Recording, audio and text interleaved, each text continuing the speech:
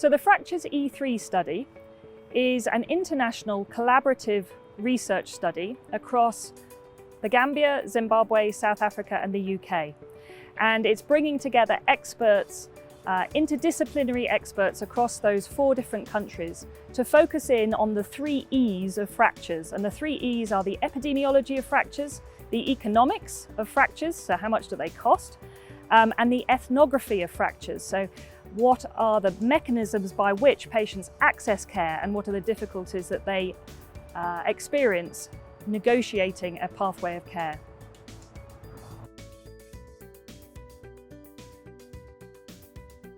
So Fractures-E3 looks at injuries and fractures in a population that is often forgotten, which is the elderly population. And that's why I feel it's important that we address this population and the injuries that they face to ensure that they don't have much in the way of disability or dependence. There is a depth of knowledge on these fractures in these regions, and it is important that we have the ability to identify what we do best about these fractures and also the gaps which we need to intervene in the management of these fractures. The study is really important because it provides an opportunity to identify the problems and opportunities to address these problems in individuals presenting with fractures, hitherto a really neglected area. So in sub-Saharan Africa, the number of patients with fragility fractures, that is older patients with weaker bones falling and breaking their limbs, is increasing very rapidly.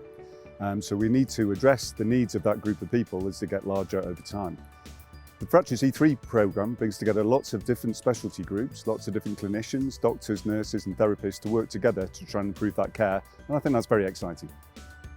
One thing that I find really exciting about the Fractures-E3 study is the chance to collaborate widely with colleagues across Africa and in the UK. We work together really effectively, and that means the research that we do is going to make a real difference. Probably the most important aspect is actually the reports of the patients themselves about their experience of hip fracture and their recovery after their surgery. Having generated our own local data will enable us to identify some gaps within the healthcare systems and leading us to be able to draft some improvements or adjustments that need to be done, and also informing the healthcare policy and improving the healthcare systems to that effect.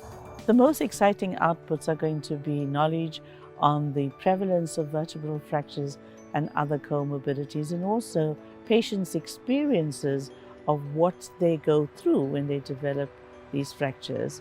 And more importantly, is going to be what can be done to improve patients' experiences and to decrease fracture risk in sub-Saharan Africa. In Fractures-E3, we're doing work to find out what people's pathways through healthcare are when they have a hip fracture. We're also doing research to find out how care is provided in hospitals and other parts of healthcare for fracture. That's all part of the ethnographic work, which really gets us deep into the experience of fracture.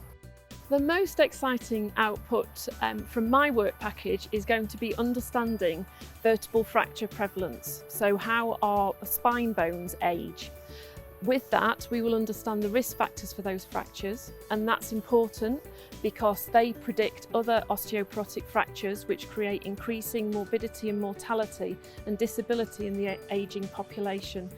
That's the primary exciting output. The secondary one is to understand how muscles also age, and so how we can maintain our function and our capacity to walk and do all of the activities that we want to do as we grow old.